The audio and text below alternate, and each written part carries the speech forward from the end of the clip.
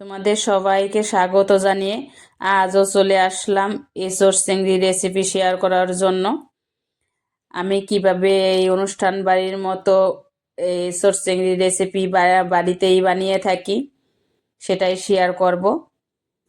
খুব অল্প তেলে কম মশলায় অল্প সময়ে তোমরা যে কেউ বানাতে পারবে, খেতে হবে দুর্দান্ত স্বাদের। অনুষ্ঠান বাড়ি কেউ হার মানাবে এই রেসিপিটাকে।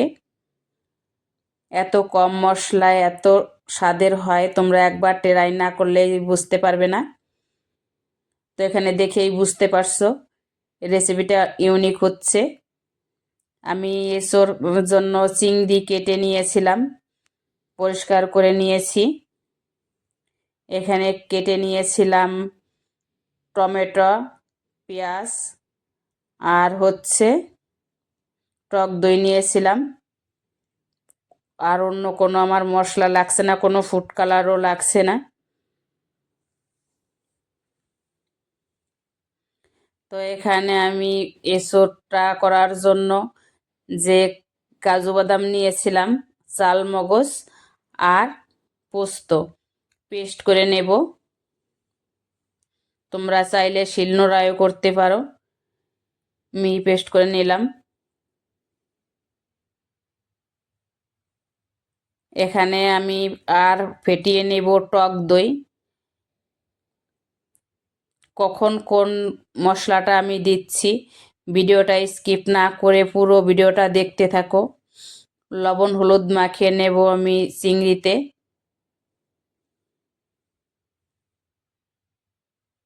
তোমরা একটু বড় সাইজেরও চিংড়ি নিতে পারো, আমার এখানে ছোট সাইজের চিংড়ি আছে। উনান জাল ধরিয়ে কড়া দিয়ে দিলাম, জল দিয়ে দেব। প্রথমেই দেব হলুদ। এঁচোড়টা আমি সিদ্ধ করে নেব। তোমরা চাইলে তেলে ভেজে নিতে পারো, সেক্ষেত্রে তেলটা বেশি যায়। আমি সিদ্ধ করে নিলাম হলুদ দিয়ে। কালারটা কি সুন্দর এসছে দেখো। আর আমার চ্যানেলে যে নতুন বন্ধুরা রয়েছে, তারা যদি সাবস্ক্রাইব না করো আমার চ্যানেলটিকে সাবস্ক্রাইব করে পাশে থেকো। এখানে কড়া গরম করে তেল দিয়ে দিলাম। চিংড়ি ভেজে নেব। চিংড়ি বেশি ভাজবো না, বেশি ভাজলে শক্ত হয়ে যাবে, খেতে একদমই ভালো লাগবে না। দেখো অল্প ভেজে তুলে নিলাম। আর ওই কড়াইয়ে আমি দিয়ে দিলাম তেল। ফোড়নে দেব, এখানে আমি নিয়েছি শুকনো লঙ্কা, তেজপাতা, জিরে আর এলাচ, দারচিনি। এখন দিয়ে দেব পেঁয়াজ কুচি। আমি পেঁয়াজ কুচিয়ে নিয়েছি, তোমরা চাইলে পেস্ট করেও নিতে পারো। একটু লাল লাল করে ভেজে নিলাম, বাদামি কালার আসা অবধি। দিলাম লবণ, তাড়াতাড়ি নরম হয়ে যাবে। টমেটো কুচি দিয়ে দিলাম, একটু ভেজে নেব ভালো করে। এই দেখো অনেকটাই কালার চেঞ্জ হয়ে গেছে। আর এখানে দিয়ে দিলাম আমি আলু। যেহেতু নতুন আলু আছে, এজন্য আগে আমি ভিজে আর রাখিনি, এখনই দিয়ে দিলাম। তোমরা চাইলে আগে ভেজে নিতে পারো।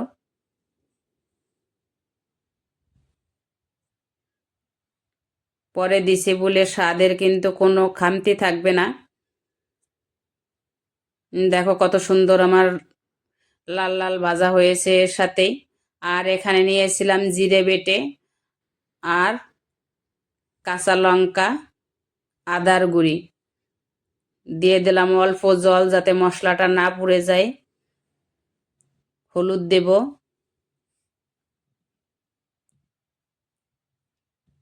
আর কাশ্মীরি লঙ্কার গুঁড়ি দেব অল্প, লাল লঙ্কার গুঁড়ি দেব অল্প। আর দিয়ে দিলাম কাজু বাদাম যেটা করে রেখেছিলাম। পোস্ত দিয়ে কষিয়ে নেব। তেল আমি অল্প দিয়েছি, তারপরেও দেখো তেলটা ছেড়ে এসছে।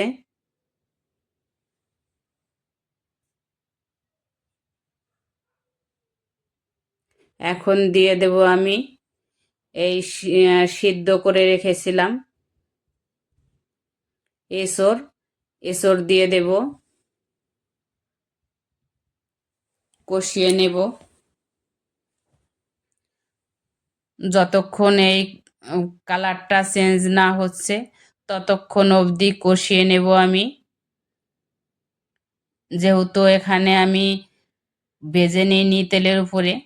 আর এখন দিয়ে দেব টক দই। টক দই কিন্তু এখনই দিতে হবে, না হলে আমি যে স্বাদের রান্না করছি এই স্বাদটা পাবে না তোমরা। চিংড়ি দিয়ে দেব সাথে, ভালো করে আবারও কষিয়ে নেব।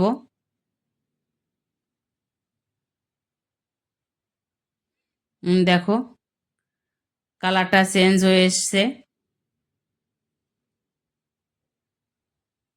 তেলের পরিমাণ কিন্তু খুবই কম দিয়েছি আমি, সেটা দেখতেই পেয়েছো। গরম জল করে রেখেছিলাম, গরম জল দিয়ে দিলাম,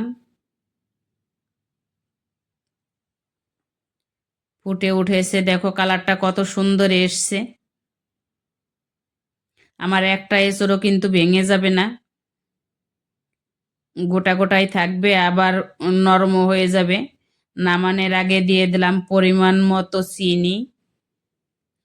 তোমরা যেরকম মিষ্টি খাবে সেরকমই দেবে, আমি অল্প চিনি দিয়েছি। আর এখানে দিয়ে দিলাম গাওয়া ঘি। এই ঘি কিন্তু আমি বাড়িতে নিজেই হাতেই বানাই, সে ভিডিও শেয়ার করব। আর নামানোর আগে দিয়ে দেব এখানে অল্প পরিমাণ, যেটা বাড়ি আমি করে রাখি, গরম মশলার গুঁড়ি। এটাই আমি দিয়ে দিলাম এখন।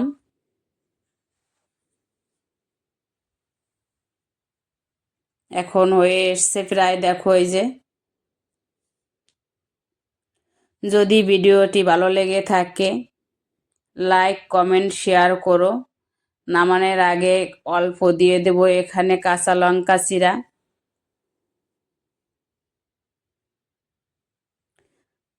তোমরা চাইলে এখানে ধনেপাতা দিতে পারো, কারণ যেহেতু আমি এখানে গাওয়া ঘি দিয়েছি আর গরম মশলা দিয়েছি, এই কারণে আমি ধনেপাতা দিইনি। তোমরা চাইলে ধনেপাতা দিতে পারো, এতে কিন্তু স্বাদটা আবার এরকম আসবে না। আমার এঁচড় চিংড়ির রেসিপিটা কমপ্লিট। তো দেখতেই পেলে কত সহজে আমি এই রেসিপিটা করলাম।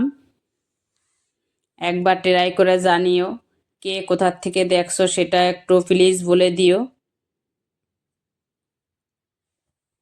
তো দেখা হচ্ছে নতুন কোনো এক ভিডিওতে। ততক্ষণ তোমরা ভালো থাকো, সুস্থ থাকো, এই কামনাই করি।